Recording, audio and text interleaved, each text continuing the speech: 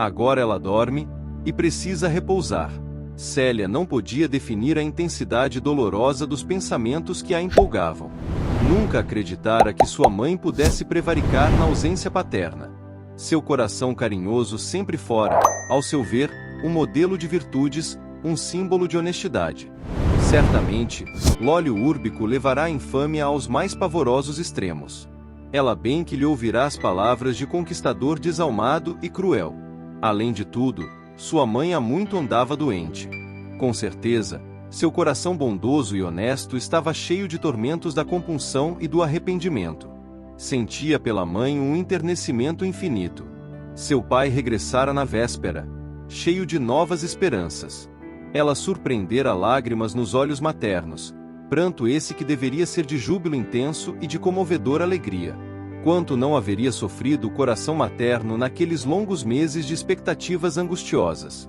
Alba Lucínia, porém, sua mãe e melhor amiga, tinha agora um filhinho que não era uma flor do tálamo conjugal. Elvídio Lucius não lhe perdoaria nunca. Célia conhecia a infibratura do pai, assaz generoso, mas demasiadamente impulsivo. Além de tudo, a sociedade romana não admitia transigências em se tratando de tragédia como aquela, no seio do patriciado. Com as lágrimas a borbulharem-lhe dos olhos, naquelas ríspidas e singulares meditações, a jovem cristã lembrou-se do sonho daquela noite e pareceu-lhe ainda ouvir Nestória repetir as palavras do Evangelho. Quem é minha mãe e quem são meus irmãos? Levando as suas lembranças ainda mais longe, recordou a exortação nas vésperas do sacrifício, quando afirmara que a melhor renúncia por Jesus não era propriamente a da morte, mas a do testemunho que o crente fornece com os exemplos da sua vida. Depois, a figura do avô surgiu espontânea em sua mente. Parecia-lhe que Cneio voltava do túmulo para recomendar-lhe, mais uma vez, a tranquilidade do pai e a ventura da mãe nas provas aspérrimas. De olhos molhados, aproximou-se do pequenino, que abrirá os olhos pela primeira vez, às primeiras claridades do dia. O enjeitadinho fez um movimento com os braços minúsculos, como se os levantasse para ela, suplicando-lhe conforto e afeto. Célia sentiu que as suas lágrimas caíam-lhe no rosto alvo e minúsculo, experimentando no coração uma ternura infinita. Retirou-o com cuidado, como se o fizesse a um irmãozinho. Sentiu que o coraçãozinho batia-lhe de encontro ao seu, como de uma ave assustada, sem direção e sem ninho. Seu espírito, como que tocado de sentimentos misteriosos e inexplicáveis, estava também povoado das mais profundas emoções maternas.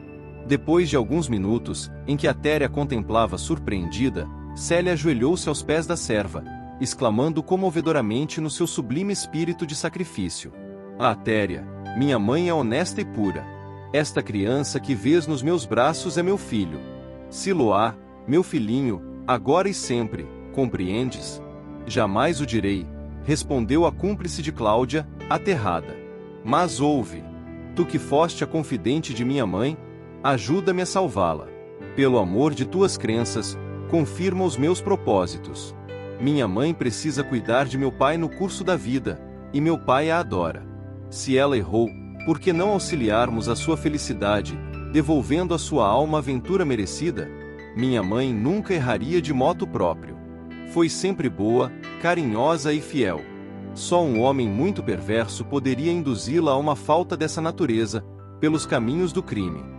Lacrimejante, enquanto a criada escutava estarrecida, continuou: cede aos meus desejos.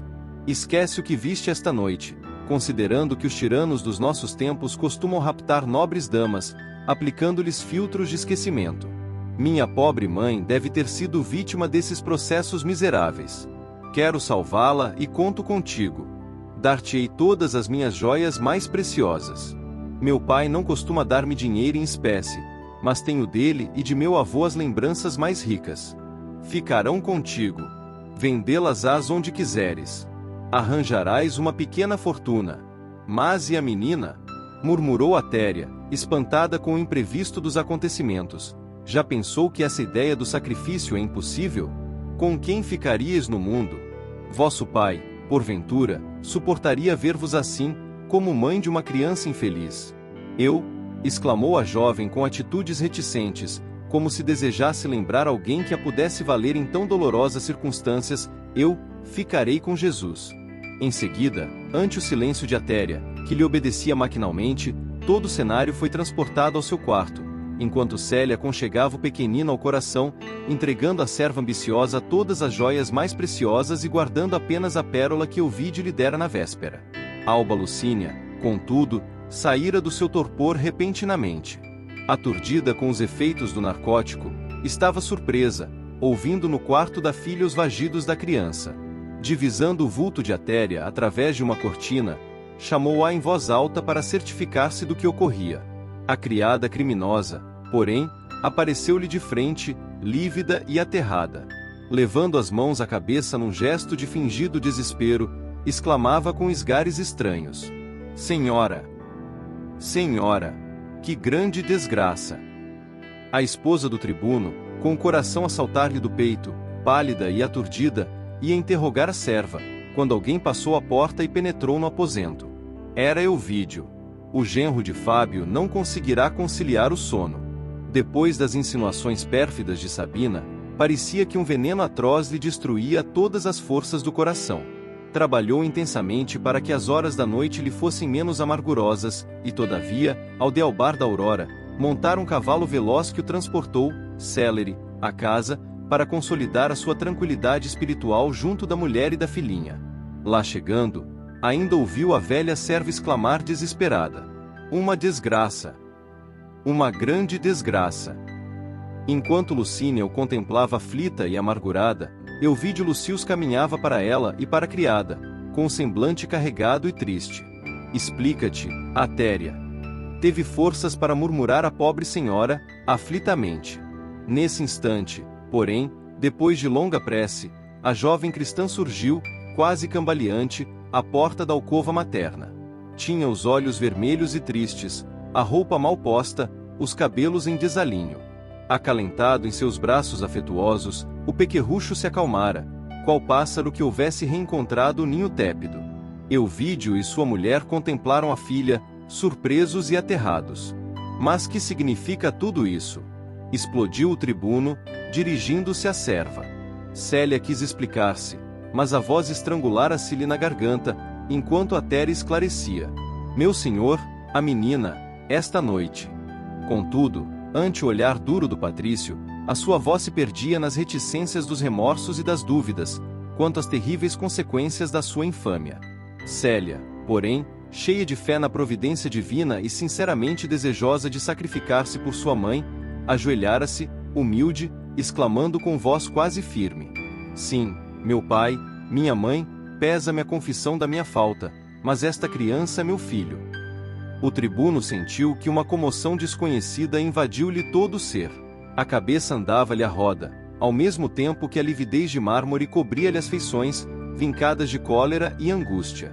Os mesmos fenômenos fisiológicos passavam-se com sua mulher, cujos olhos aterrados não encontravam lágrimas para chorar. Alba Lucínia, contudo, ainda teve energia para murmurar, olhando alto: Deus do céu! Célia, porém, genuflexa, enquanto Atéria erguia a cabeça, fria e impassível, exclamava com o pranto da sua humildade: Se puderdes, perdoai a filha que não conseguiu ser feliz. Sei o crime cometido e aceito de boa vontade as consequências da minha falta. De olhos baixos, com as lágrimas a aljofrarem a face do inocentinho, a jovem continuava dirigindo-se ao pai, que a ouvia estarrecido, como se o pavor daquela hora o houvesse petrificado. Na vossa ausência, andou nesta casa o espírito de um tirano. Recebido como amigo, assediou minha mãe com todos os seus processos de infâmia. Ela, porém, como sabeis, foi sempre fiel e pura. Reconhecendo-lhe a virtude incorruptível, o prefeito dos pretorianos abusou da minha inocência, levando-me ao que vedes. Nunca confessei a mamãe as faltas da minha alma, mas esta noite senti a realidade da minha desventura. No auge dos sofrimentos, busquei o auxílio de Atéria, para salvar a vida deste inocentinho. E erguendo os olhos súplices para a criada impassível, a jovem acrescentava: Não é verdade, Atéria. Lucínia e o esposo não queriam acreditar no que viam, mas a serva criminosa confirmava com fingida amargura: É verdade. Sei que as nossas tradições não me perdoam a falta, continuava Célia, tristemente. mas toda minha mágoa vem do fato de haver maculado o lar paterno, aceitando uma afronta e dando margem à desonra. Não posso ser perdoada, mas vede o meu arrependimento e tende compaixão do meu espírito abatido. Espiarei o crime como as circunstâncias exigirem, e, se for indispensável a morte para lavar a mácula, saberei morrer com humildade. As lágrimas embargavam-lhe a voz, não obstante sentir-se amparada por braços intangíveis do plano espiritual, no instante penoso do sacrifício. Euvídio Lucius, saindo do seu pasmo, deu alguns passos em direção à esposa trêmula, perguntando com voz estranha e quase sinistra: Lólio Úrbico é, de fato, esse infame? Alba Lucínia, experimentando a queda de todas as suas energias, recordava o seu calvário doméstico frente às investidas do conquistador, cuja perseguição a filha o seu espírito adivinhara. Longe de sentir toda a realidade tenebrosa daquelas cenas que o gênio criminoso de Cláudia Sabina havia idealizado, murmurou fracamente: Sim, Euvídio, o prefeito tem sido verdugo impiedoso da nossa casa. Mas meu coração não quer acreditar no que os meus olhos veem, murmurou o tribuno surdamente. Célia continuava genuflexa, olhos nevoados de lágrimas, amparando o pequenino que chorava. Alba Lucínia contemplava a filha, tomada de amargura e de assombro. Agora, presumia compreender as esquivanças da filhinha a todos os passeios, nos derradeiros tempos, para só se conchegar ao insulamento do seu quarto, engolfada em preces e meditações. Atribuía o retraimento de Célia à morte do avô, que lhes deixará a ambas as mais penosas saudades. Entretanto, sua desconfiança de mãe entendia, agora, que o conquistador covarde havia abusado da inexperiência de sua filha. Muitas vezes, receara sair deixando-a só no lar, porquanto a intuição materna muito lhe advertira que Lólio Úrbico buscaria vingar-se escutando as suas terríveis ameaças. Agora, a realidade amarga torturava-lhe o espírito. Lucínia, continuou Euvídio sombriamente, explica-te. Não terias exercido nesta casa a preciosa vigilância materna? É verdade que o prefeito dos pretorianos insultou a tua dignidade? Euvídio soluçou com voz trêmula. Tudo que ocorre é absolutamente estranho e incrível, mas o fato aí está patente, atestando a realidade mais amarga. Desconfiava que a nossa pobre filha fosse também vítima do perverso amigo de meu pai, porquanto, de minha parte, venho sofrendo, desde que partiste, as mais atrozes perseguições, traduzidas em contínuas ameaças, dada minha resistência aos seus inconfessáveis desejos. Ante o esboroar de suas últimas esperanças, com a palavra sincera da esposa que se mostrava amargurada e surpreendida, o orgulhoso patrício deixou-se dominar completamente pelas realidades aparentes daquela hora trágica. De punhos cerrados, olhos duros e sombrios a revelarem disposições inflexíveis de vingança, Euvídio Lucius exclamou com voz terrível, dominadas todas as suas expressões fisionômicas por um ricto de angústia: Vingar-me-ei do infame, sem piedade. E contemplando a filha que permanecia de joelhos e de olhos baixos, como se evitasse o olhar paterno, acentuou terrivelmente: Quanto a ti, deverás morrer para resgatar o crime hediondo. Iniciando os meus desgostos, com o preferir aos escravos, acabaste arruinando meu nome, levando esta casa a uma situação execrável. Mas saberei lavar a mancha criminosa com as minhas decisões implacáveis. Dito isso, o orgulhoso tribuno arrancou o acerado punhal, que reluziu a luminosidade do sol matinal, mas Alba Lucínia, de um salto, prevendo-lhe a resolução inflexível, susteve-lhe o braço, exclamando angustiada: Euvídio, pelos deuses e por quem és! Não basta a dor imensa da nossa vergonha e da nossa desventura. Queres agravar nossos padecimentos com a morte e com o crime? Não. Isso não. Acima de tudo, Célia é nossa filha. Nesse instante, o tribuno lembrou-se repentinamente das rogativas amoráveis do genitor, na mais profunda recordação, como a pedir-lhe calma, resignação e clemência. Pareceu-lhe que Cneio Lucius regressava das sombras do sepulcro para lhe suplicar pela neta idolatrada, cooperando nas exortações da esposa. Então, sentindo o coração saturado de um sofrimento moral indefinível, acentuou com voz cavernosa: Os deuses não permitirão que eu seja um miserável filicida, mas esmagarei o traidor como se esmaga uma víbora. E, voltando-se de repente para a filha humilhada, sentenciou com energia: Poupo-te a vida, mas, doravante, estás definitivamente morta para nossa desdita imensurável, porque tua indignidade não te permite viver mais um minuto sob o teto paterno. És maldita para sempre. Foge para qualquer parte, sem te lembrares de teus pais ou do teu nascimento, porque Roma assistirá ao teu funeral em breves dias. Serás estranha ao nosso afeto. Não nos recordes, nunca, nem busques o passado, pois eu poderia exterminar-te nos meus impulsos. Célia continuava na sua atitude humilde, de joelhos, mas aos seus ouvidos ressoavam as palavras decisivas do pai orgulhoso e ofendido no seu amor próprio. Vai-te, foge, maldita! Ergueu-se ela, então, cambaleante, endereçando à mãe um derradeiro olhar, no qual parecia concentrar toda a sua crença e toda a sua esperança. Alba Lucínia retribuiu-lhe o gesto afetuoso, fixando-a com a sua ternura dolorosa. Pareceu-lhe descobrir na limpidez daquele olhar toda a inocência da alma piedosa e cristã da desventurada filha. Todavia, o seu coração maternal agradecia intimamente aos deuses o lhe haverem poupado a vida. Compreendendo a inflexibilidade da ordem paterna, Célia deu alguns passos vacilantes, e saindo por uma porta lateral, encontrou-se em plena rua, sem direção nem destino, enquanto atrás dela se fechavam as portas do lar paterno, para sempre. Depois de exprobrar a conduta da esposa, culpando-a pela indiferença e falta de vigilância, e após prometer recompensar o silêncio de Atéria, ameaçando-a também com cárcere, caso viesse a verificar-se o contrário, mandou um servo dos mais prestimosos à residência dos sogros, chamando-os à sua casa com a maior urgência. Dentro de uma hora, Fábio Cornélio e sua mulher encontravam-se junto do casal, inteirando-se de todo o acontecido.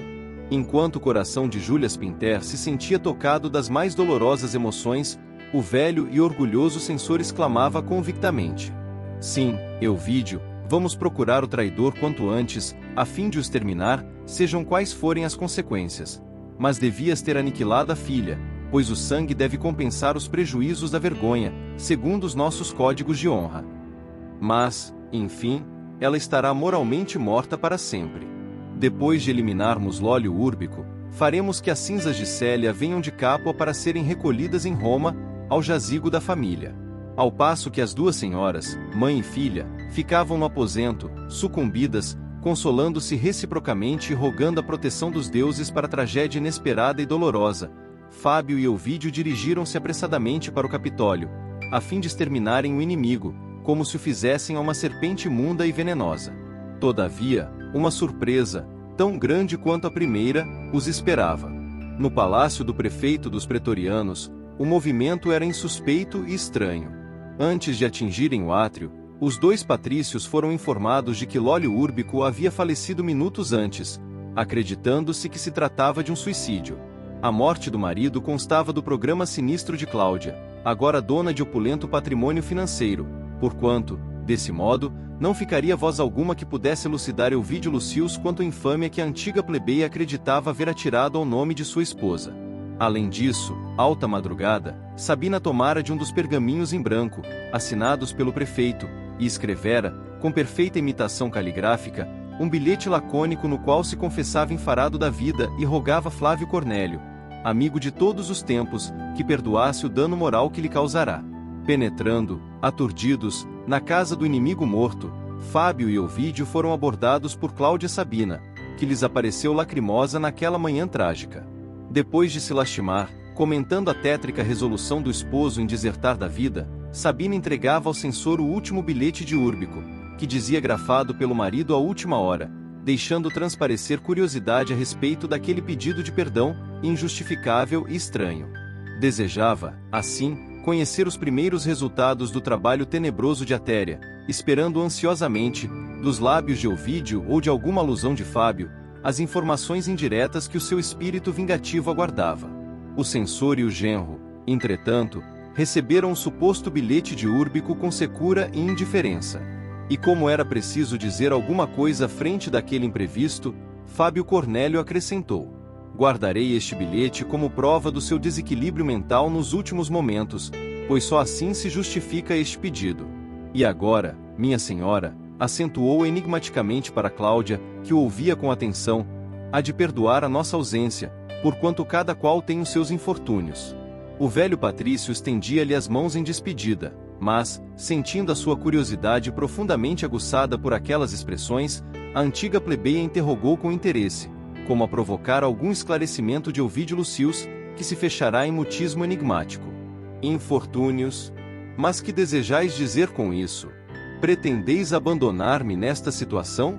Qual a razão de sair assim desta casa, quando o cadáver de um amigo e chefe exige testemunhos de veneração e amizade?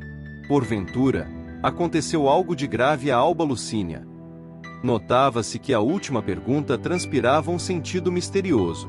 Ela esperava que Ovídio lhe falasse da sua tragédia doméstica, dos seus profundos desgostos conjugais, da infidelidade da esposa, conforme previa e decorria dos seus planos.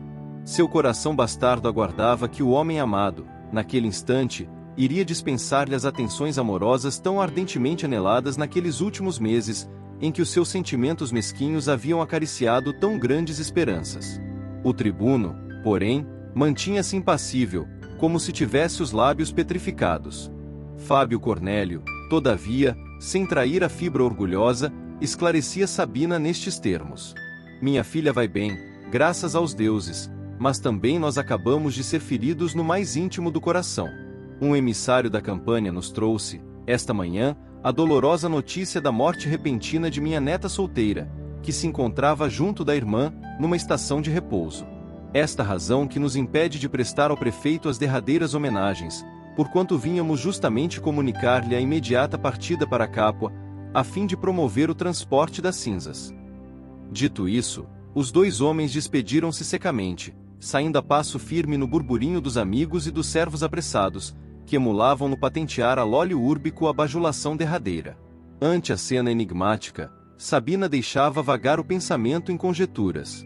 Atéria ter-se-ia esquecido de cumprir cegamente as suas ordens? Que ocorrerá com a rival, cujas notícias a deixavam perplexa, quando tudo premeditara com tanta segurança? Os preconceitos sociais, contudo, as obrigações daquela hora extrema, que a sua própria maldade havia provocado, não lhe permitiam correr como louca no encalço da cúmplice, fosse onde fosse, para matar a curiosidade. Enquanto seu espírito se perdia em divagações ansiosas, Fábio Cornélio e o genro dirigiam-se ao imperador, obtendo a necessária licença para a precisa viagem à Campânia, cedendo-se-lhes, incontinenti, uma galera confortável que os receberia em Hóstia, de modo a abreviar a viagem o mais possível. Naquela mesma tarde, a embarcação saía do porto mencionado, conduzindo a família ao seu destino, salientando-se que Ovídio Lucius não se esquecera de levar Atéria com os outros serviçais de sua confiança. Enquanto o patriciado romano rende homenagens ao prefeito dos pretorianos e a galera de Ovídio se afasta, conduzindo em seu bojo 4 corações angustiados, sigamos a jovem cristã nas suas primeiras horas de amargura e sacrifício. Saindo da casa paterna, Célia atravessou ruas e praças, receosa de encontrar alguém que a reconhecesse no seu doloroso caminho. Conchegava o pequenino de encontro ao coração, como se ele fosse seu próprio filho, tal o enternecimento que a sua figurinha lhe inspirava. Depois de errar longamente, presa de acerbas meditações, sentiu que o sol ia muito alto e precisava cuidar da nutrição do inocentinho. Atravessara os bairros aristocráticos, encontrava-se agora junto à Ponte Fabricius, cheia de cansaço, extenuada. Além do Tibre, surgiam as modestas edificações dos judeus e dos libertos pobres. Ali estava a famosa ilha do Tibre, onde outrora se erguiam os templos de Júpiter Licáunio e o de Esculápio. A seu lado passavam os filhos da plebe, inquietos e apressados. De vez em quando, surgiam soldados da marinha, da frota de Ravenna, aquartelados no Trastevere, e que lhe deitavam olhares libidinosos. Cansada, dirigiu-se a uma casa de judeus, onde uma mulher do povo lhe deu de comer, provendo-a de tudo quanto necessitava o pequenino. Mais confortada, levando uma pequena provisão de leite de jumenta, a filha de Ovídio continuou a dolorosa peregrinação pelas vias públicas, como se aguardasse uma inspiração feliz para o seu penoso destino. À tarde, porém, voltou ao mesmo ponto, nas proximidades do qual fora socorrida pelos mais humildes. Triste só, descansou num dos ângulos da Ponte Fabricius, ora contemplando os transeuntes mal vestidos, ora fixando as águas do Tibre, com o coração envolto em dolorosas cismas. Aos poucos, o sol se escondia lentamente, dourando ao longe as derradeiras nuvens do horizonte. Um vento frio, cortante, começava a soprar em todas as direções. Contemplando os operários pobres que se recolhiam aos lares, a jovem cristã aconchegou mais fortemente ao peito a mísera criancinha. Sentindo-se desalentada, começou a orar e lembrou-se de que Jesus também andara no mundo ao desamparo, experimentando um suave consolo nessa reminiscência evangélica. Contudo, pungente saudade do lar feria-lhe o coração sensível e carinhoso. Mulheres do povo, depois das fainas penosas do dia, regressavam a casa com uma auréola de júbilo tranquila a lhes transparecer no rosto, enquanto ela, filha de patrícios, se sentia acabrunhada ante as incertezas da sorte e exposta ao frio cortante do crepúsculo. Estreitando sempre o pequenino, como se quisesse furtá-lo ao ar glacial da tarde, malgrado a sua fé e resignação, não pôde conter o pranto, refletindo amargamente no seu penoso destino. As grandes nuvens, batidas de sol, esmaeciam-se pouco a pouco, dando lugar às primeiras estrelas.